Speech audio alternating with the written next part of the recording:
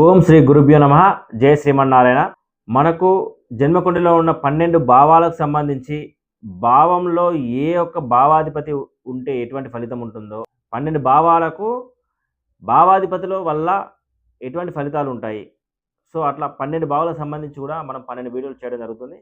So ప్రతి ఒక వీడియోలో ఒక్కొక్క భావాన్ని, ఆ భావంలోని 12 భావాలు, ఒకవేళ 12 భావాల యొక్క అధిపతులు ఉంటే ఏ విధంగా ఉంటుందనేది ఈ వీడియోలో చూద్దాం.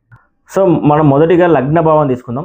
ఈ లగ్న భావంలో లగ్నాధిపతి, ధనాధిపతి, తృతీయాధిపతి, చతుర్థాధిపతి ఇట్లా 12 భావాధిపతులు ఉంటే ఎటువంటి ఫలితాలు ఉంటాయనేది చూద్దాం. ఫస్ట్ ఈ యొక్క భావం యొక్క కారకత్వాలు తెలిసి ఉండాలి. లగ్న భావం అనగానే మనకు శరీరం గుర్తు రావాలి, శరీర సౌఖ్యం గుర్తు రావాలి, అదేవిధంగా ఇమ్యూనిటీ, రోగ నిరోధక శక్తి, అదేవిధంగా దేహదారుఢ్యం.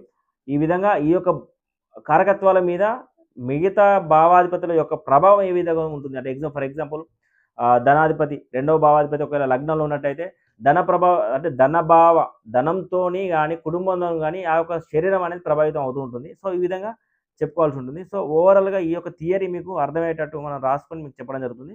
సో లగ్నాధిపతి ఎప్పుడైనా గుర్తుంచుకోండి, లగ్నాధిపతి ఎప్పటికైనా శుభుడే, ఇక్కడ పాపి అనేది ఉండదు. సో లగ్నాధిపతి లగ్నంలో ఉంటే, ఇక్కడ ఫర్ ఎగ్జాంపుల్ మేష లగ్నం అనుకోండి, మేష లగ్నానికి అధిపతి కుజుడు, ఆ కుజుడు లగ్నంలోనే అంటే మేషంలోనే కుజుడు ఉన్నట్టయితే, ఫర్ ఎగ్జాంపుల్ చూసుకుంటే లగ్నాధిపతి లగ్నంలో ఉంటే శరీర సౌఖ్యం బాగుంటుంది, వ్యాధి నిరోధక ఇమ్యూనిటీ పవర్ అనేది ఎక్కువ ఉంటుంది.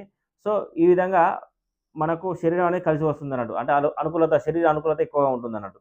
సో అదేవిధంగా రెండవ భావాధిపతి లగ్నంలో ఉంటే, అంటే లగ్నంలోనే రెండవ భావాధిపతి ఉంటే, రెండవ భావాధిపతి ఇక్కడ శుభుడు కావచ్చు, పాపి కావచ్చు. ఎందుకంటే కొన్ని లగ్నాలు అంటే కొన్ని, ఇప్పుడు ఎగ్జాంపుల్ ఒక భావాధిపతి శుభుడు 159లో చూసుకుంటే ఒక్కొక్క భావానికి 2 గృహాలు ఉన్నాయి. సో 2 గృహాలలో రెండో భావం శుభుడు కావచ్చు, పాపి కావచ్చు. సో ఆ విధంగా చూసుకున్నట్టయితే ఇప్పుడు వృశ్చిక లగ్నం ఉంది, వృశ్చిక లగ్నానికి రెండో భావాధిపతి పంచమాధిపతి. సో పంచమాధిపతి గురువు ఉన్నందుకు రెండో భావాధిపతి కూడా శుభుడే. సో ఆ విధంగా చూసుకుంటే రెండవ భావాధిపతి ఒకవేళ లగ్నంలో శుభుడుగా ఉంటే, అంటే శుభత్వం చెంది ఉంటే ధన ప్రవాహంతో శరీర సౌఖ్యం అనేది ఉంటుంది, కుటుంబంలో సుఖ సంతోషాలు ఎక్కువగా ఉంటాయి, తన మాట అనేది అందరిని మెప్పించే తగ్గట్టు మాట అనుకూలత, వాక్ చతురత ఇలాంటిది బాగా ఉంటుంది. అదేవిధంగా రెండో భావాధిపతి ఒకవేళ పాపి అయితే ఈ విధంగా చూసుకోవాలి. మేష లగ్నానికి రెండవ భావాధిపతి వృషభం అవుతుంది, శుక్రుడు అవుతుంది, పాపి కదా. సో ఫర్ ఎగ్జాంపుల్ పాపి అయితే, సో ఇక్కడ పాపగ్రహం ఉంటే ఓవరాల్ రివర్స్ అయిపోతుంది, మాట అనేది ఇబ్బందులు ఉంటుంది, మాటతోని ఇబ్బందులు పడాల్సి ఉంటుంది. అదే రెండో భావాధిపతి ఎవరు, ధనం సంబంధించి ధన ప్రవాహంతో, అంటే ధనం అనేది అంటే ధనం దొరకపోవడం వల్ల ధనం అనేది ఇబ్బందితోని కొద్దిగా శరీర సౌఖ్యాన్ని మిస్ అవుతుంటుంది. అదే కుటుంబంలో అనుకూలత అనేది రివర్స్ ఉంటుంది, అనుకూలత అనేది ఉండకపోవడము, కొంచెం ఇబ్బందులు రావడము, మాటతోని ఇబ్బందులు రావడము, ఇలాంటిది శరీరం అనేది అంటే ఈ యొక్క రెండో భావాధిపతి ఉండడం వల్ల శరీరం కృషించిపోవడం లాంటి వ్యవస్థ అయితే ఈ విధంగా ఒకవేళ పాపి అయితే మాత్రం ఉంటుంది. అదేవిధంగా మూడో అధిపతి కనుక పాపి అయి, అంటే మూడో అధిపతి ఎప్పటికైనా కూడా పాపగ్రహమే. మనం చెప్పుకున్న 159 వాటి యొక్క 7వ భావం ఖచ్చితంగా వ్యతిరేక ఫలితం అనేది మనకు ఉంటుంది, అంటే పాపగ్రహమై ఉంటుంది. సో మూడో అధిపతి ఏ యొక్క లగ్నానికైనా కూడా పాపగ్రహమే, శుభత్వం చెంది ఉండదు. ఈ యొక్క మూడో అధిపతి గనక లగ్నంలో ఉంటే, అంటే పాపగ్రహం కాబట్టి లగ్నంలో ఉంటే తమ్ముళ్ళు లేదా చెల్లెలు, అంటే వీరి కోసం కష్టపడడం కానీ, వీరి వల్ల శరీర బాధ కానీ, ఇబ్బందులు కానీ, కొంచెం నిరాశావాదం కానీ, పిరికితనం కానీ, అదే ఉత్సాహం లేకపోవడం కానీ, అంటే ఒక రకంగా శరీర అనుకూలత అనేది నశిస్తుంది. సో ఈ యొక్క మూడో అధిపతి పాపిగా, అంటే పాపి ఉంటుంది కాబట్టి మూడో అధిపతి లగ్నంలో ఉండడం అనేది కొంచెం ఇబ్బందికరంగా ఉంటుంది. సో అదేవిధంగా చూసుకుంటే నాలుగో అధిపతి, ఇక్కడ నాలుగో అధిపతి కొన్ని లగ్నాలకు శుభత్వం చెంది ఉంటుంది, అంటే నాలుగో అధిపతి కొన్ని లగ్నాలు శుభుడై ఉంటుంది, కొన్ని లగ్నాలు పాపి ఉంటుంది.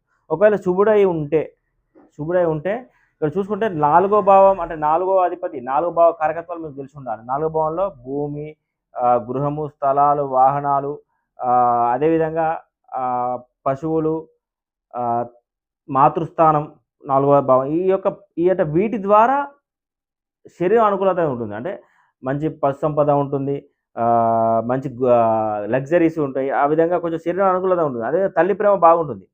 సో తల్లి ప్రేమ అంటే నాలుగో భావాధిపతి లగ్నం ఉండడం వల్ల తల్లి ప్రేమ 1-4 కనెక్షన్ ఉండడం వల్ల తల్లి ప్రేమ కూడా బాగుంటుంది. అదే బంధుమిత్రుల సపోర్ట్ ఎక్కువ ఉంటుంది, అదే ప్రేమ ఆప్యాయత ఎక్కువ ఉంటుంది, శరీరం ఎక్కువగా అలంకరించుకునే అవకాశం కూడా ఉంటుంది. సో మంచిగా రెడీ అవ్వడం కానీ అలాంటి విషయాలలో కొద్దిగా ఈ యొక్క శుభుడై ఉండడం వల్ల, లగ్నంలో ఉండడం వల్ల చాలా ఇంపార్టెంట్గా చాలా మంచి జరుగుతుంది. అదేవిధంగా పాపగ్రహమై ఉంటే కూడా మనం చూసుకోవాల్సి ఉంది. నాలుగో భావాధిపతి ఒక పాపగ్రహమై లగ్న భావంలో ఉంటే సో, ఇక్కడ తల్లి వల్ల ఇబ్బందులుంటాయి. తల్లితో చికాకులుంటాయి. శరీరం కృషించిపోవడం లాంటిది ఉంటుంది.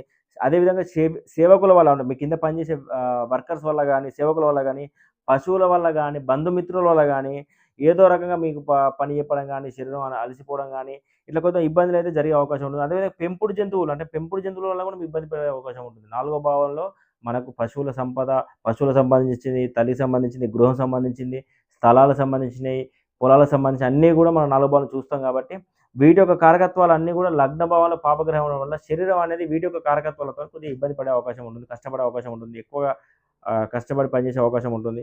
సో, ఈ విధంగా ఈ నాలుగో అధిపతి పాపగ్రహం అయితే ఈ విధంగా జరుగుతుంది.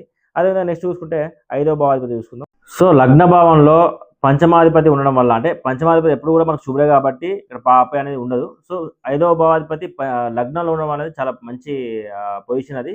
సో, ఆ విధంగా ఉంటే ఆ యొక్క వ్యక్తి విద్యావంతుడిలాగా లేదా పండితుడిలాగా అదేవిధంగా పిల్లల ద్వారా మంచి శరీర అనుకూలత, పిల్లల సపోర్టు, పిల్లల ద్వారా వాళ్ళ జీవితం బాగుండడం అలాంటి విషయాలల్లా ఈ పంచమాధిపతి ఉండడం వల్ల వాళ్ళకి జరుగుతూ ఉంటుంది. సో, శరీర అనుకూలత అయితే చాలా బాగుంటుంది. అదేవిధంగా ఆరవ భావాధిపతి ఇక్కడ శుభుడు కావచ్చు, పాపి కావచ్చు. ఒకవేళ శుభుడుగా ఉన్నట్టయితే మంచి ఇమ్యూనిటీ మంచిగుంటుంది. ఎందుకంటే వీళ్ళు ఆరో భావం రోగానికి సంబంధించింది, రుణానికి సంబంధించింది, శత్రుత్వానికి సంబంధించింది. మంచి ఇమ్యూనిటీ ఉంటుంది. అదేవిధంగా అప్పులు తెచ్చుకోవడము గనక, అప్పులు తీర్చుకోవడంలో గనక మంచి ధైర్యం ఉంటుంది.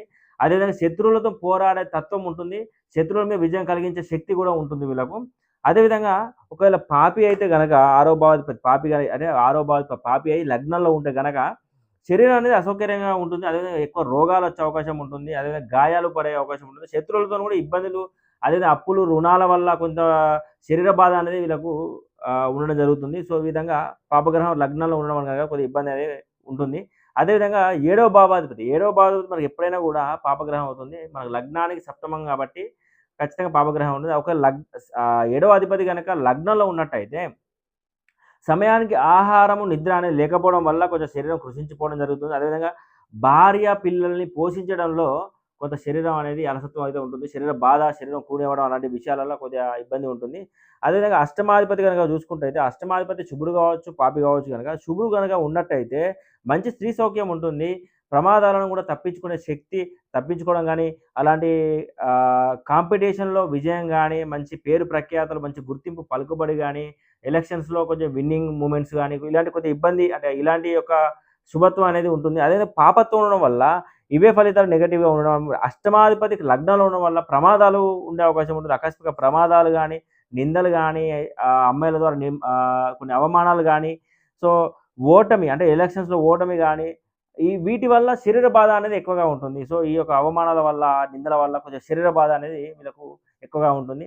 సో, ఈ విధంగా నెక్స్ట్ చూస్తే సో, అదే విధంగా లగ్న భావంలో తొమ్మిదవ అధిపతి అంటే నవమం 159 అనేది మనకు ఖచ్చితంగా శుభత్వం చెంది ఉంటాయి. పూర్వపుణ్య స్థానాలు.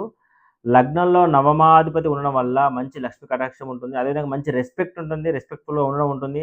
మంచి దైవానుకూలత ఉంటుంది. అదే భక్తులుగా కనిపించే అవకాశం ఉంటుంది. అదే లక్ష్మి కటాక్షంతోనే శరీర సౌఖ్యం ఉంటుంది. తండ్రి అంటే గౌరవం ఉంటుంది. అదే పెద్దలంటే కూడా గౌరవం ఉంటుంది. 159 ఏవైనా కూడా ఐదో అధిపతి 1లో ఉండడం గాని, ఒకటో అధిపతి 5లో ఉండడం గాని, ఈ 159 భావాలతో పాటు భావాధిపతి కూడా లాభంగా, శుభంగా ఉంటే గనక వాళ్ళ యొక్క జాతకం బాగుంటుంది. అదే నవమాధిపతి ఈ విధంగా శుభుడు ఉంటే ఈ విధంగా ఉంటుంది. అదే 10వ అధిపతి లగ్న భావంలో ఉంటే, శుభుడై ఉంటే మంచి అభివృద్ధితోని శరీర సౌఖ్యం ఉంటుంది. వృత్తి, ఉద్యోగాలలో, వ్యాపారాల్లో మంచి డెవలప్‌మెంట్ ఉంటుంది. దానివల్ల మంచి అనుకూలత ఉంటుంది.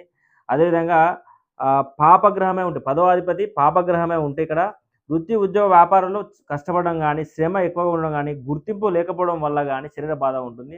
అంటే ఇప్పుడు ఈ శుభుడైతే దినదిన అభివృద్ధి ఉంటుంది. అదే పాపుడు అయితే మాత్రం దినదిన అభివృద్ధి తగ్గుతూ ఉంటుంది, కుంటుపడుతూ ఉంటుంది. దానివల్ల శరీర బాధ గానీ ఉండే అవకాశం ఉంటుంది.